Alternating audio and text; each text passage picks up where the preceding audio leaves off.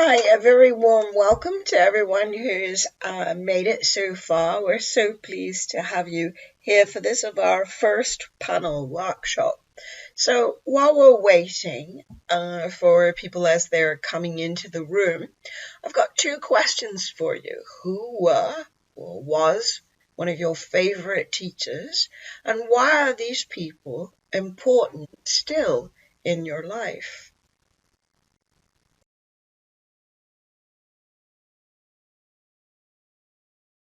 That's really lovely.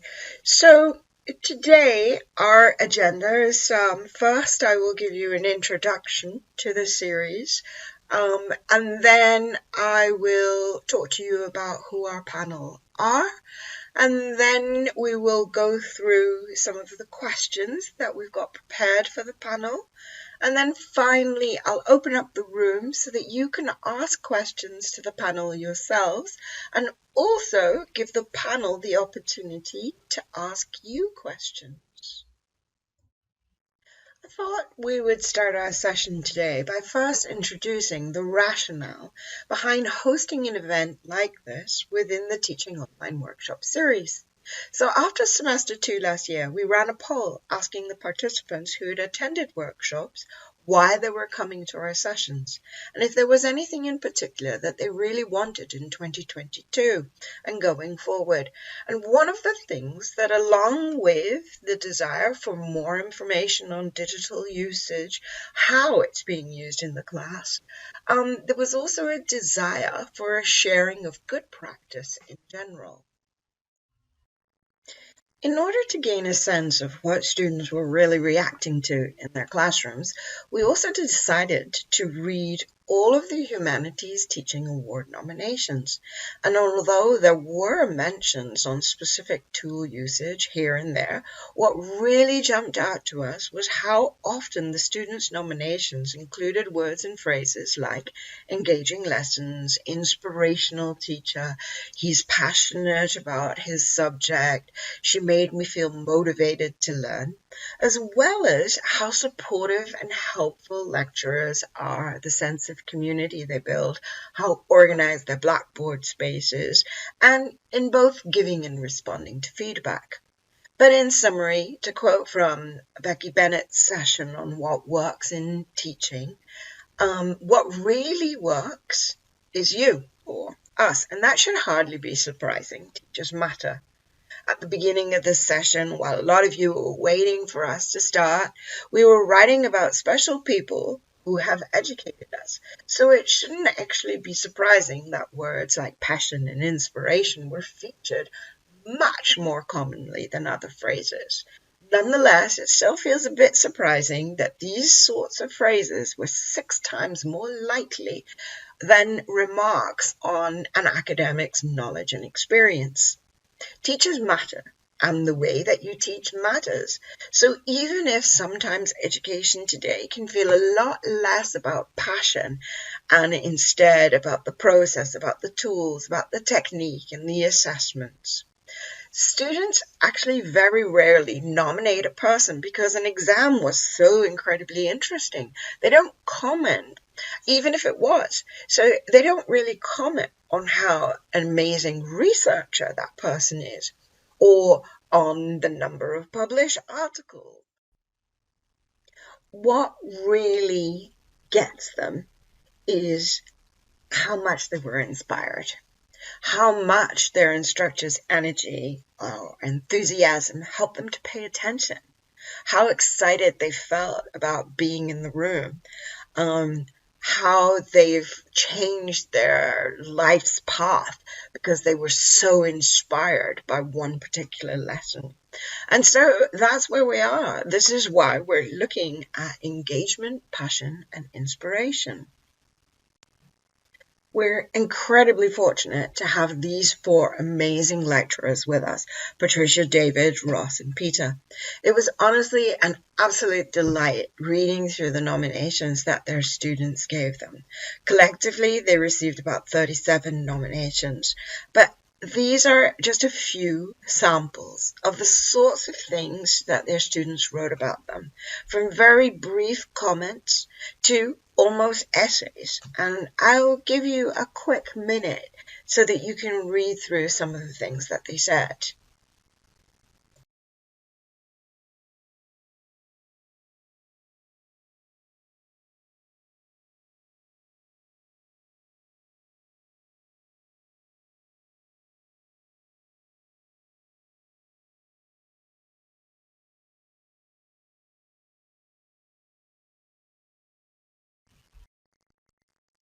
I'm going to run through the bios very quickly, but they'll be in the slides so that I'll share them along with the video recording. So Patricia is from AMBS, and she had an extensive career in finance before joining us here at UOM. She teaches undergraduate, postgraduate on the MBA for executive education, and she has been awarded numerous awards such as Faculty Teacher of the Year and Most Inspiring Lecturer. David is from the School of Arts, Languages and Culture, and he teaches drama and film studies. Ross is from the School of Environment, Education and Development, and he is a geographer.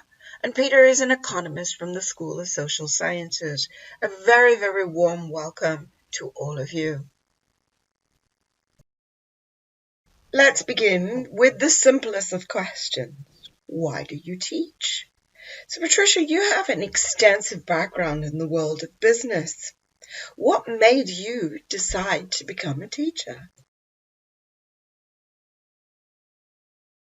There were two lads sitting behind me in one of our classes, and they had this thing where they would flick somebody's earlobe and say what it was they were going to be when they grew up, and it'd be sort of mechanic or pig farmer or whatever. And we were in a mathematics class, and they flicked my earlobe and said university lecturer. I'm not making this up. I was at 14. And so I felt sort of like I was destined, to do this from that point on. I think for me, the two things about a sense of fellowship, that's always been something that's been really important to me. That chance to come together, to sit around a table, and whether that's teaching in film and drama, whether that's a production that we're working on, or in a seminar space. Every production, every classroom it's like a mini community, a mini world, and a chance in there to sort of create a sense of what a better world might be as well, of listening to each other, exchanging thoughts and ideas. So I think that's always been a thing for me. Maybe that comes a little bit from my mother was a counsellor in a rehabilitation centre. I used to go there and see the benefits of fellowship. I used to role play Warhammer and get people around the table and just have that sharing of thoughts. Those kind of things, those foundational things, put down deep roots, and that's really carried through. And as Patricia said, getting to see people become themselves is just one of the greatest privileges. It is. Okay, and Ross, the same question. So it's a difficult one. I guess there's part of me similar to what David just said, that I'm not sure if there's anything else I could do really very well. So that's partly it. But I think, I'm a geography lecturer. I've always been curious about, difference and diversity across different cultures. I used to have lots of flags up in my bedroom.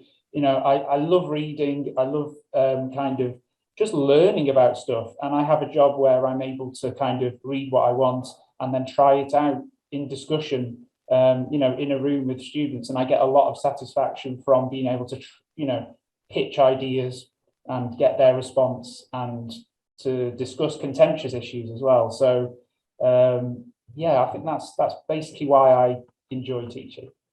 Brilliant. Thank you. So if I move on to our next question, all right. So this question is really about how do you stay interesting? And also, how do you engage the students who are bored? So I'm going to go to David for this one. Wow, I'm very, very fortunate that we're blessed to have fantastic students in the drama department who, genuinely really, really want to do that subject.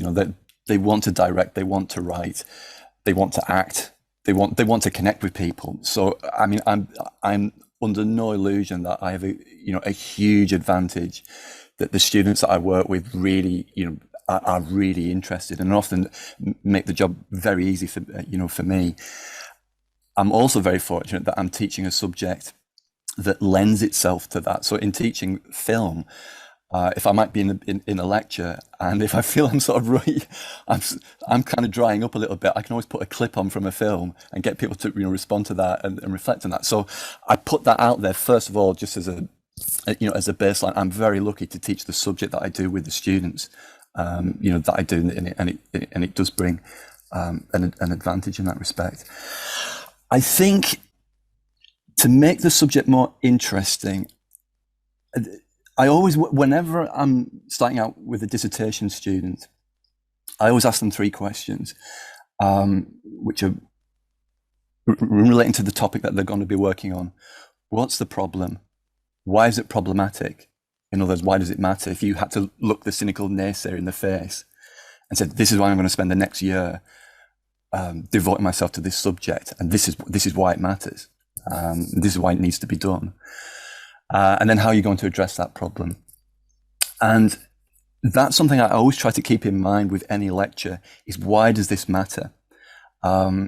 So even if it's a team talk course, it's not necessarily my specialist subject. It's not something that I would necessarily have chosen to do that much. And probably most of us have had to contribute to those kind of courses. Trying to find that personal way into it as to why this really has affected me, how it kind of has a relevancy in our everyday lives. And so I'll always be looking to make some kind of example about how this filters through to us, to the students, to myself. And I'll say directly, I think sometimes people can be quite nervous about sort of saying how much something has excited them or interested them or troubled them. But I think when students see and hear that you care and this material matters to you, then that can be very infectious and encourage them to care as well. So I think in any lecture that, this is just one answer. I'll let the rest of the panel come in, but just one of the first things that I would do would be to find a moment, at least one moment in there, that I can relate that to everyday experience and including my own, and why that really excites me or frightens me, troubles me, compels me, whatever it might be, and they can see that enthusiasm and that it's sincere, I think. That's good, thank you. Patricia, it's in the same theme, but one of the things that I noticed in the comments that your students remarked on is they often talked about your humor. Tell my husband that, right? My humor, well, I think having worked in the city, it's taught me very, very quickly that you're only as good as your last trade, which basically means if you're in a big trading floor with a lot of money floating around, no one's going to, you do a great thing today, no one's going to remember it tomorrow. So you can absolutely not take yourself too seriously, because then the world kind of breaks down. I normally start off by saying, listen, if you hang out with me, you're always going to look good by comparison. There's only upside from here. And I think a lot of that comes from the fact, I think if you are comfortable in your own skin and you are confident in what you are doing, you can allow really to take the mickey out of yourself. I use a lot of guest speakers that I come in from my career, that are people, and they are very, very senior people in CEO positions, FDs, and they always start by taking the mickey out of me when they come in. And it's just that kind of, and I think a lot of it, some people say, oh, it's so endearing. I'm just thinking, you know what, just because they can. But it does set the tone quite well of, okay, she's just had the CEO of Citigroup taking the mickey out of her in class live, and she's still standing there and laughing, right? Okay, they obviously have a good relationship, and she has done enough to impress him that she probably knows what she's talking about. So I think a lot of it is about being comfortable in your own skin and not taking it too seriously, because that's when it all gets very, students take everything so seriously anyhow. So you've got to just chill a bit, I think, really. That's my approach. That's excellent advice. So Ross, in your opinion, do you think that the tech has taught us anything about staying interactive, keeping things engaging? Yeah, that's a really interesting question. My experience was very much COVID suddenly happened, we went into lockdown, and then all of a sudden we all had to adapt. So we were forced into adapting. I'm generally quite tech skeptic or a bit technophobic. I'm not always the first person trying something out. But I did find in the end, through the limitations that were forced upon me last year, that adapting in a quite simple way by using Blackboard Collaborate and by having a lot of whiteboards that students could put ideas down on, it's really simple, and then reacting to what the students were putting down, that I got more praise than I've had for almost any of my in-person teaching, which was quite a surprise to me. So I think that I think that, it'll be a good thing if now, after COVID, more of us try and engage and use different tools. But I would also say, try not to be daunted by the amount of different tools that are out there. Try one of them and try one function out and just experiment a bit, and don't feel like you have to do everything, because you can end up being distracted and forget about the actual intended learning outcomes. So I think if it means we'll have more interaction in lectures, that's great. For me, seminars haven't changed really now. I'm just very focused on sitting down at a table with students and talking about stuff. I don't use much tech in seminars. And that's why last year, during the lockdown, seminars became a lot harder for me, whilst I was able to adapt much better to lectures. That's very, very interesting. It also sort of covers my next question. So, especially because Peter isn't here, I'm going to jump this next question, which was about ways that we can continue the culture of active learning, unless one of you want to jump in and cover that in the next one as well. But I was thinking, if we look at this idea of working hard for something we don't care about, and then working hard for something we love. And if I can jump back to Patricia, because you were sort of talking about how we don't take ourselves seriously. So even if we're passionate about a subject area, how is that passion perceived by the students? So I thought I was going to ask the one before, but that's I all right. know, I've had That's to change things around because of Peter. Not a problem at all. How is passion perceived? I think passion is perceived in energy. I think basic things are smiling, and with everything, something you feel positive about, it's not a problem, it's an opportunity. And I think it's approaching it that way. And I also often go with the fact that I don't know all the answers. We will never know all the answers. But you know what? We can just keep on exploring. And the more we learn, the better. I also think learning from students and acknowledging at times that they know more than you about certain things is really, really kind of, wow, I didn't know that. It's not a weakness. It's I would say, a strength. And it just reinforces your passion. Someone is something that you didn't know. Great, I want to learn more. So I think mainly for me, passion comes through in energy. I do speak quite loud, but I don't tend to use microphone and just project. Actually, that's a funny story. I'd been in a teaching face-to-face for the first time when we started, and then I came back home and I was doing an online teaching, and I had one of the students, because, Miss, excuse me, do you mind moving your microphone away a bit? I was clearly still in projecting mode, speaking into the microphone. So I was like, I'm so sorry, I'll tone it down. So passion can go the other way, I guess, as well.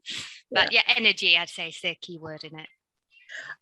Ross, I'm also going to ask you the same question. Mute off.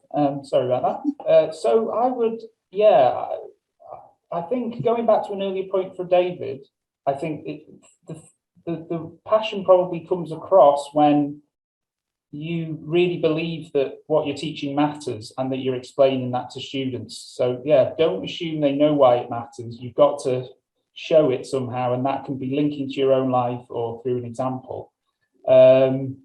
You know, me personally, I think I'm slightly different to Patricia. I'm quite an introverted, quite a shy person, quite an anxious person. And so often when I'm standing in front of, 200 sometimes geography students, it's a really daunting thing for me. And so before I teach, I need to know why it does matter. And then I think once I do, then I can stand in front of them and the adrenaline kicks in and I can project, a certain amount of passion. And I probably, seem really passionate and confident to them. But that's where I would say as well, as a teacher, I think we've got to be kind to ourselves as well. And sometimes we're not filled with that energy on a particular day to feel inspiring. And so if you go into a class and you're just not feeling great, sometimes actually letting the students know that can be, really helpful too. And it can sort of take the edge off things.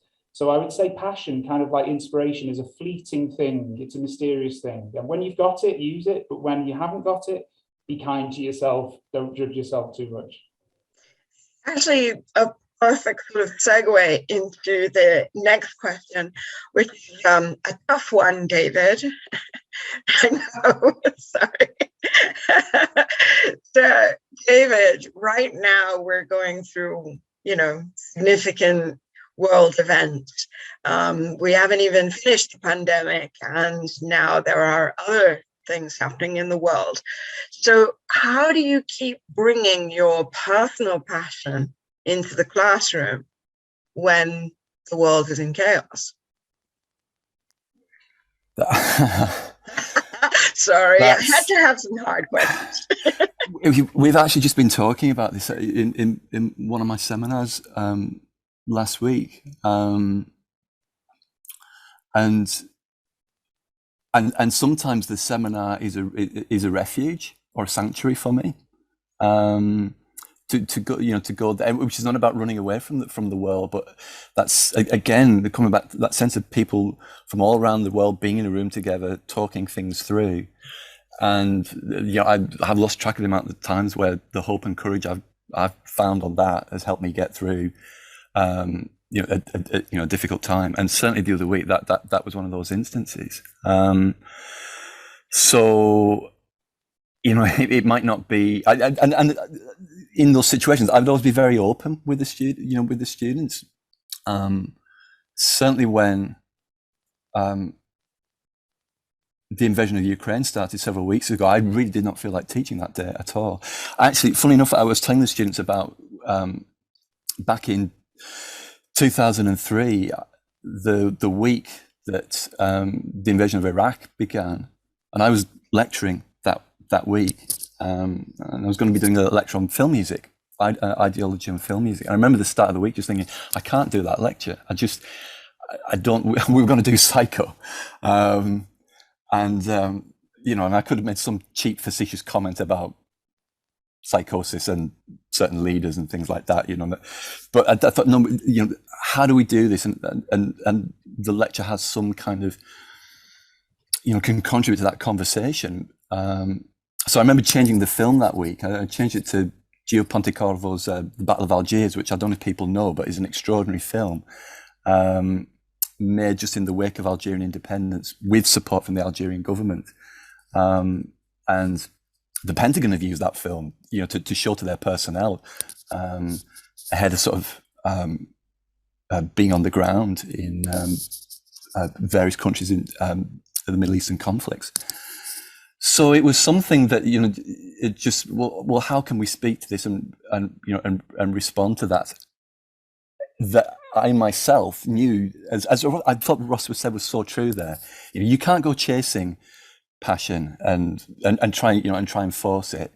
It is, sometimes it's there, sometimes it isn't, and sometimes that spark is from something, as Patricia was saying, it's something that a student might say, like an idea that just really excites you. Every year with teaching film, I always sit in on the films that we screen, and part of the reason I do that is because it's to hear how the students are reacting to that. Why are they laughing to a certain bit that I think is really profound and serious, or are they gasping or disturbed or something like that? So I'm learning again with them. That film is new for me, and we're sharing that experience together. So, you know, it's keeping that fresh. So I think, just to bring it back to in recent weeks, we absolutely talk, you know, we found ourselves talking about that current situation, how we were feeling in the seminar, and linking. And sometimes, again, you know, you might not be doing a subject which there's a natural connection between what you're teaching and wider events. We're very fortunate that there was, you know, in our case, and so we could do that. But I think being honest with people, again, and both Ross and Patricia said this, and that honesty is even down to, I absolutely agree with that comment about saying you don't know. The most important thing I ever learned was the very first lecture I ever gave. And I get very tongue-tied. I'm getting tongue-tied now. I'm very self-conscious about the way I sound and so on. And so I often write out my lectures. And so I'm not memorizing them. I've got like a safety net, which I can jump off from. But I remember the very first lecture I ever gave, and I thought, I did some intellectual name dropping and mentioned the name of an academic who, just to make it sound like I knew more than I did. And as soon as I did that, I thought, well, why have I done that? Because it was just fake. And they can see, you know, they felt they could see right through it. So I learned to say, well, I don't know, but I'll find out for you next week. Oh, that's really interesting, but I'll check that out and I'll get back to you on that. And similarly, so when it comes to these kind of, you know, really, really troubling, overwhelming situations, I will be honest with that, and because the chances are that the students are feeling the same way, and so the sense that you've got that shared empathy and recognition of where we are and what, you know, and what's going on, and if that means we take 10, 20 minutes, however many, out of the thing that week, so be it. I think that's the way it has to be. There's so much more I'd like to say about that, but I'm conscious of time. But no, but that was wonderful. Thank you for sharing that. So Peter has now joined us. So Peter, are you on camera? Because I'm hidden behind a million different things. But I am on camera, and I'm so sorry. I commute back and forth between Berlin and Manchester, and somehow my Google Calendar, my Outlook calendar was on Berlin time. So I was getting ready to meet everybody in about half an hour. And then realized, wait a minute, something's wrong here. So I guess first lesson for being engaging is show up on time. So apologies to all you guys. Don't worry, I guessed there would be something with the Berlin-Manchester timeline. You would have thought after 2 years I would have figured out time zones, but not the case. Don't worry. But Peter, I am going to hand the next question over to you. So one of the things that came up in the comments that your students made was how you're able to sort of as them, you know. So they were saying, you know, like they really felt like you understood them and you would tell them stories from your own life. So what is it? What are you telling them that is making them feel that they are inspired by you? I guess I aspire to inspiration. I don't know if it always works, but I tried to just be really human with them and really try to tell them stories that I think other people would relate to. Most people relate to like struggling with learning at university because it's hard.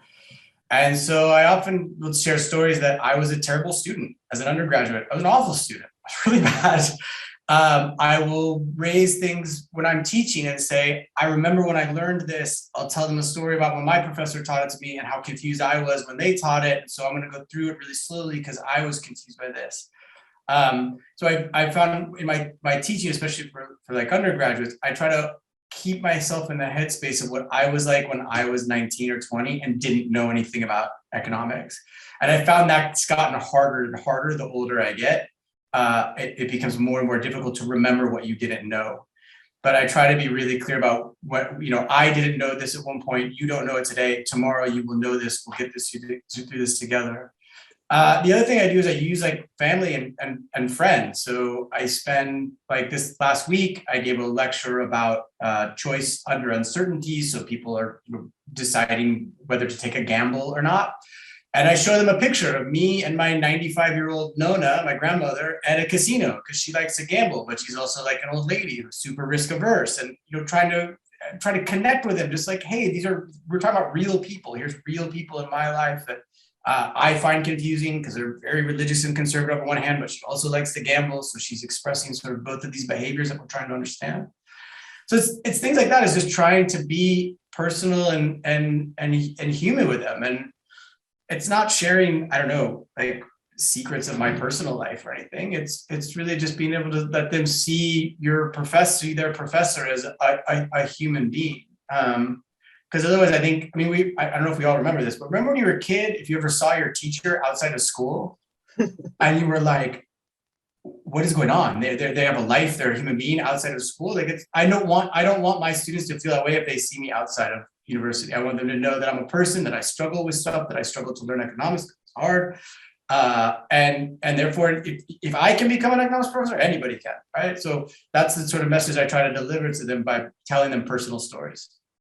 Brilliant. Okay, so before we jump to the final question, I can see that Ian has raised a hand. So go on, Ian, let us know what your question is. Unmute.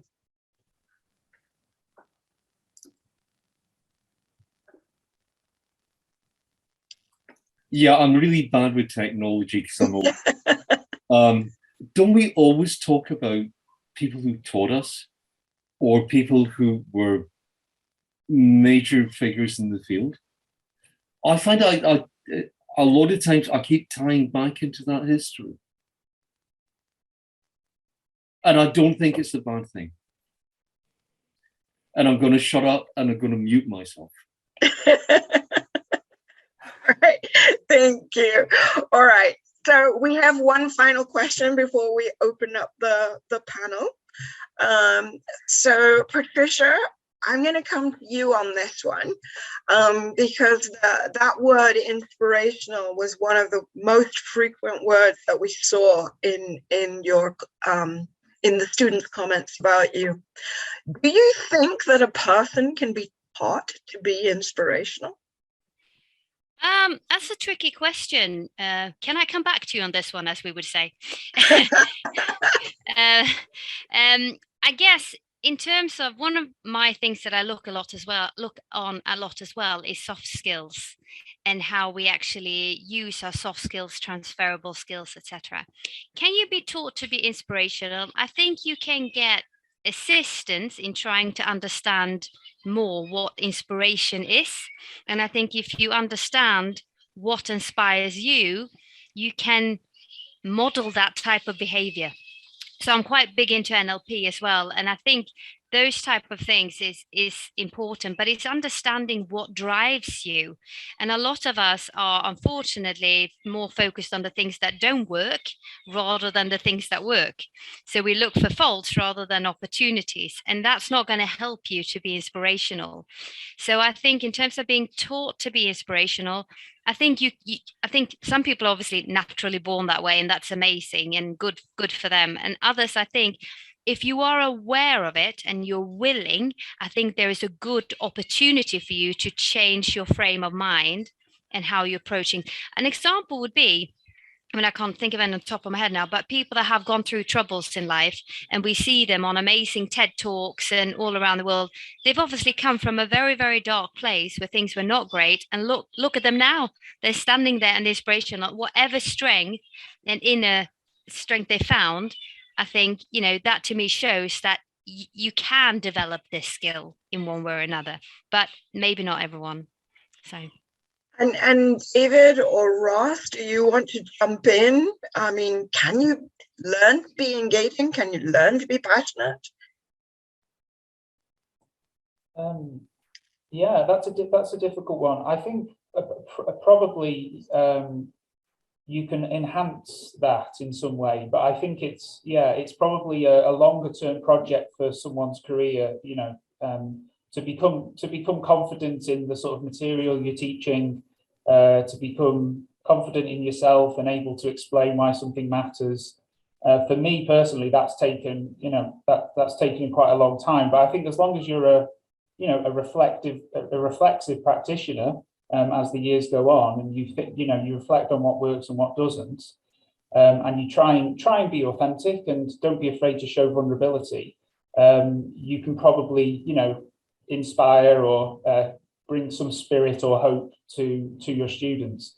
Kind of the only other thing I'd say, kind of linked to some other things I said earlier, is that I guess in a way, one person's inspiration can be another person's eye roll, so I inevitably, when you're doing a lecture, some students might laugh at a joke and then others might roll their eyes.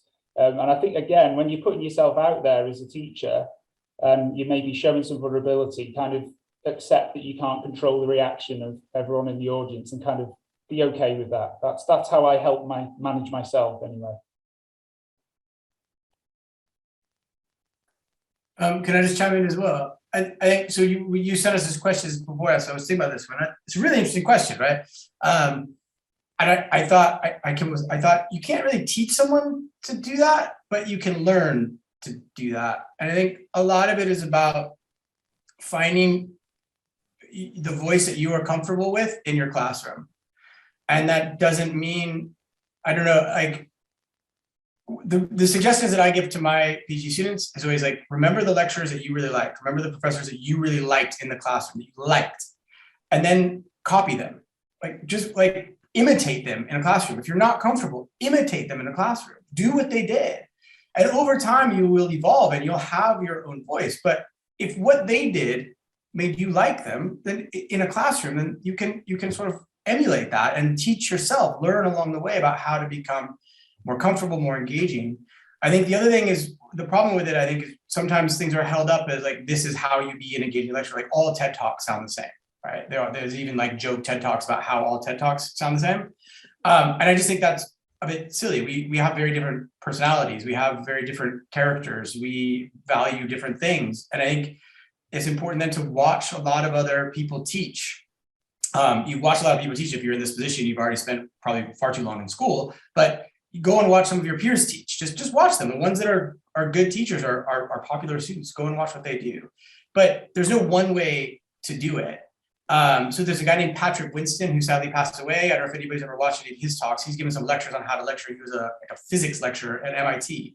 That guy is bone dry. He talks very slowly.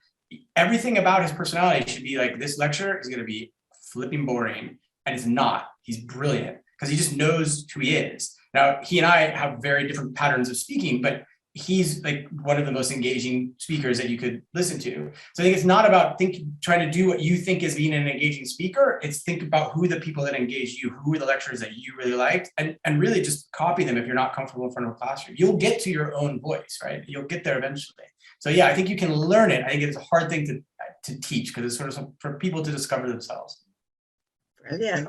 Okay, thank you so much to Peter, Ross, Patricia, and David. That was amazing. And now what we'd like is for the audience, we'd like you to ask some questions, but be warned, the panelists have also been told to ask you questions.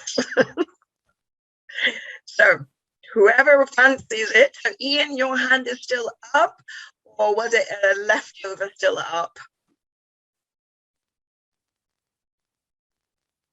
Okay, Bukolo, would you like to go for it? Yes. Hi, everyone. Thank you so much for your responses to the various questions. I have what is possibly a difficult question, but it's something that I've been struggling with more recently. How do you sort of deal with or manage students' perception as a BAME scholar? And I say this is something that I've been struggling with recently because I've been in certain co-teaching environments where, and I suppose you could argue that this is my feeling, but I do perceive a difference in terms of how students perceive me and my colleague who doesn't look like me. So in my sort of attempt to be inspirational and to be engaging, I perceive that students perceive me in a different way. So how do I do that? And I think even judging from the people who are present on this panel who have won the awards, again, they don't look like me. So I think there is something there about the way certain scholars are perceived. And I'm just wondering how, if you are able to answer it, or if colleagues on the other colleagues are able to answer it, how you might suggest trying to manage that as a scholar of color who is trying to be engaging, who is trying to be passionate and inspirational, but who is perceived in a different way because of the way the hierarchies of knowledge are structured, and because of the way people perceive knowledge looks like. So yeah, I'm just wondering what you guys think about that. I can happily start on this. Obviously, I'm not of color, but I did work in a very male-dominated environment in the city for many, many years, which I guess is the only thing of a liking I can take. And I was certainly different to the majority of people in there who were in a professional capacity. How did I handle that? How did I gain respect? The way I approached it was that I wasn't necessarily trying to fit in. I wasn't trying to conform. I was not trying to be, exaggerate my features either. Like, let me put it this way, I would never wear a short skirt at work. I just wouldn't do it because it was one of those that were unnecessary. Over time, I think a lot of it was treating people around me with respect, say no when it wasn't okay, and bluntly, excuse my French, knowing my shit, really knowing what I was doing. And that gained me a lot of respect, that I could answer, I could bring them the deals, I could make the transactions, and we could work together. And it took a few suspicious kind of like, oh, you're just a little girl kind of thing.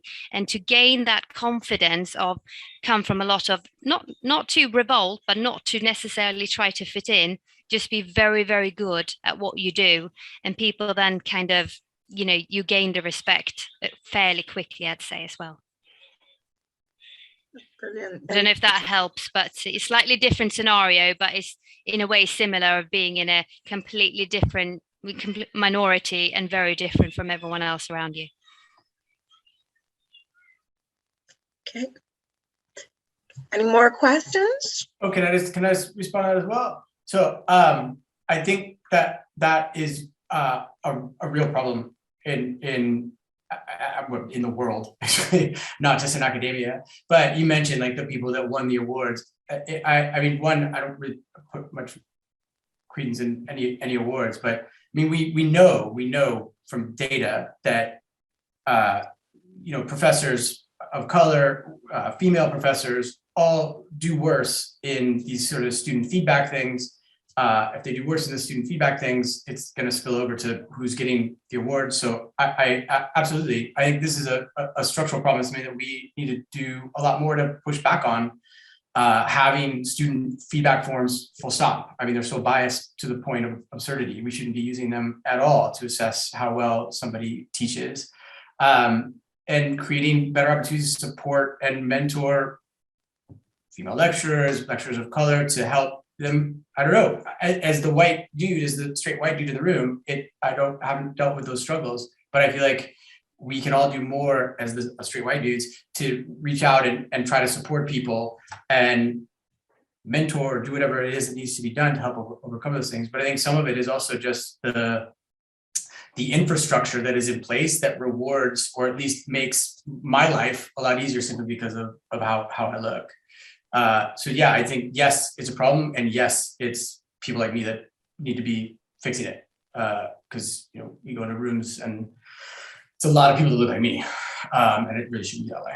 So I don't know if that's a hopeful response, but I think it's a realistic response. So I don't remember who asked that. Was it Olabuku? If you ever wanted to chat, I'd be happy to chat about teaching. I'd love to hear about what you're doing. I don't know what you teach. But I'd be happy to talk to you and see what, if anything, I can be helpful with. That'd be great. Thank you for that. Bacall, I'd just say the same as well. I'd be absolutely delighted just to talk about shared teaching ideas and how we go about doing it. So yeah, count me in for that also. Great, thank you. Thank you, Bacola. That was an excellent question. Would anybody like to ask another question, or would someone on the panel like to ask the audience?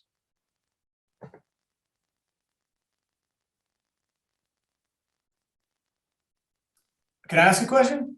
Yes, please, Peter. For the people, the attending, or for anybody, I guess. What is it that brought you to this? What is it that you felt was lacking in your teaching that made you think that this sort of workshop was going to be useful and interesting to you? I'm just curious about how people see themselves in the classroom.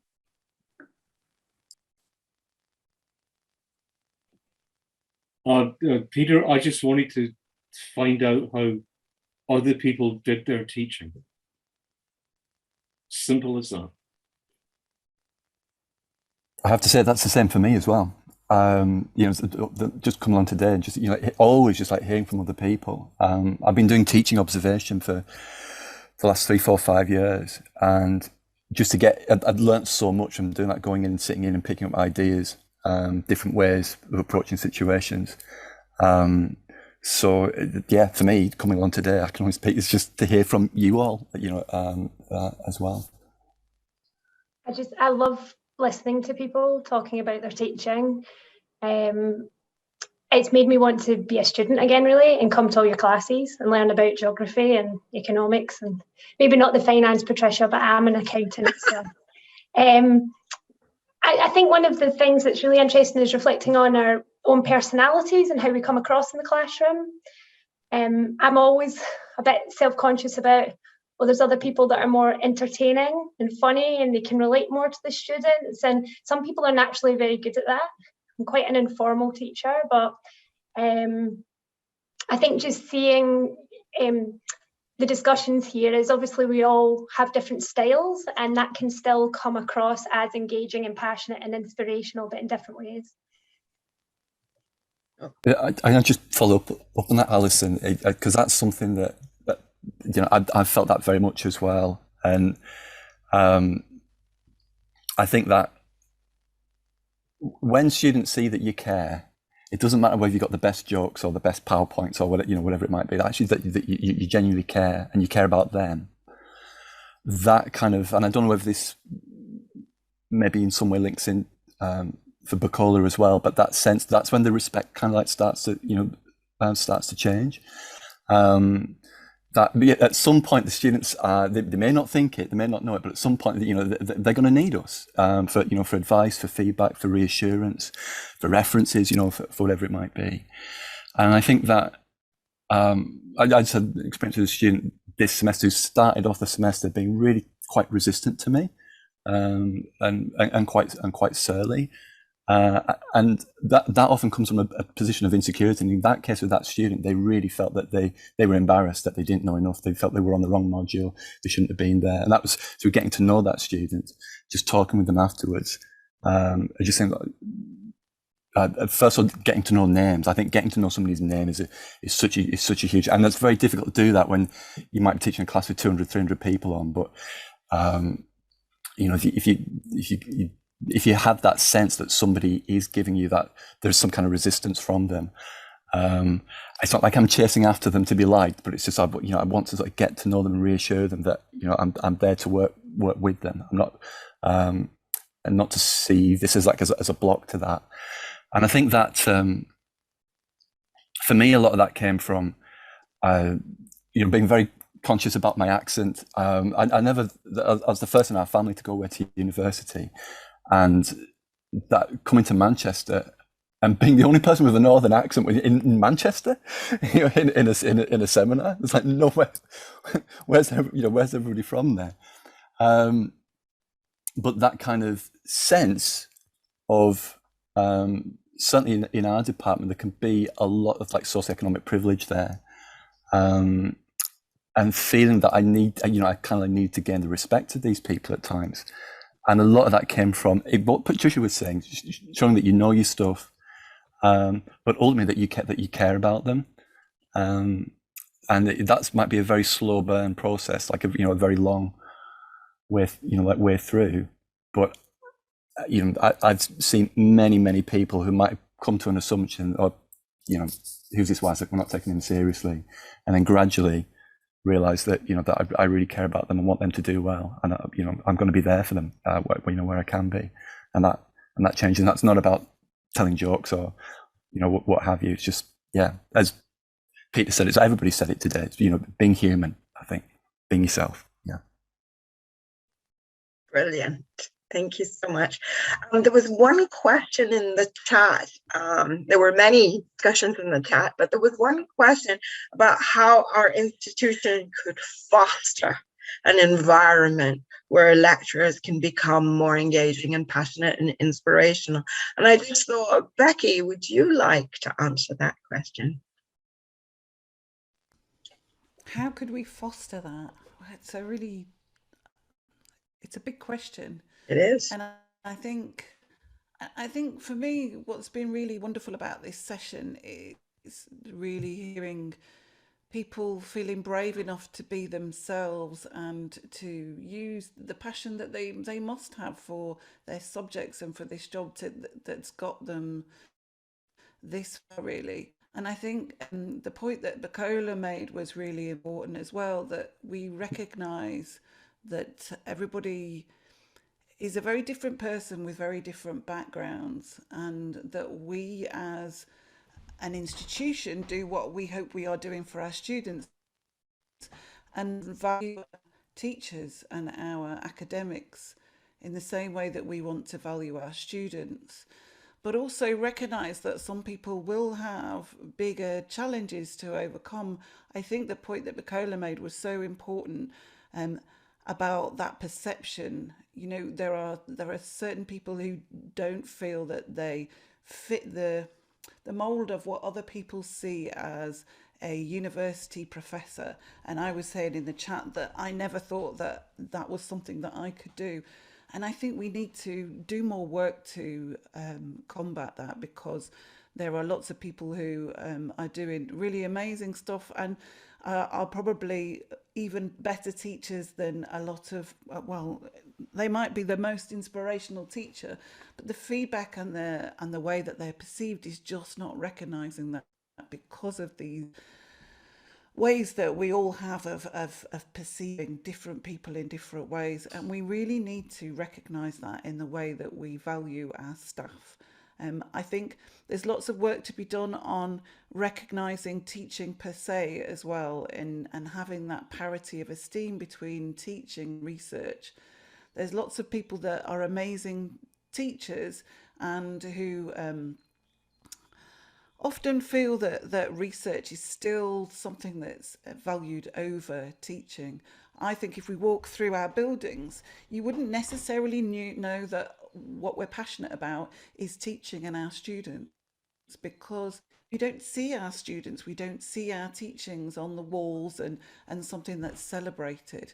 So for me, taking people who are amazing teachers and putting them around the buildings, talking about them, talking about our students, and really getting that visibility that I talked about in the chat, that if our students can see people like them being celebrated for what they're doing, whether they're students or staff, then that helps to inspire that next generation to do those things. David, I was a bit like you, and I said in the chat that I didn't speak for the whole of my undergraduate because I just thought that I was in the wrong place and it would have been a terrible mistake, and I should just keep my Midland accent to myself and not do this. But if I'd have seen somebody in my position talk about that experience and be a role model to somebody like me, then maybe I would have taken it more seriously as a career. I kind of fell into this by accident, which is another story. So I think it's about us valuing our students, but as an institution doing the same for our staff and our potential staff, our future staff, and trying to ensure that we really do have people that we are celebrating that will encourage the students to value them, but also to maybe bring on the next generation of teachers, and hopefully that will be a more diverse group of people, which I think we could all really grow from. So I guess that's my answer. Brilliant, thank you. So we're ending, we're at 1 o'clock on the dot, but we have got 6 more of these panels planned through the year and maybe on beyond. The second and the third, I've had a couple of issues with dates because they clashed with strike days and things like that. So they're coming soon, and as soon as they are, I will email you all and let you know when they're coming.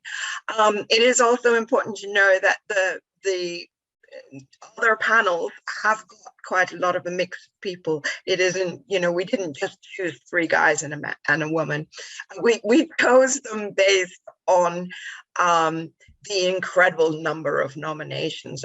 Between these 4, there were 37 nominations, you know, on the topic of passion and inspiration, but we have got nominations on support, on community, on organization, on styles of feedback. I saw one of the questions in the chat was on that question, and that's coming up. So that's basically it. And thank you so much for coming. I hope this was useful. And yeah, see ya.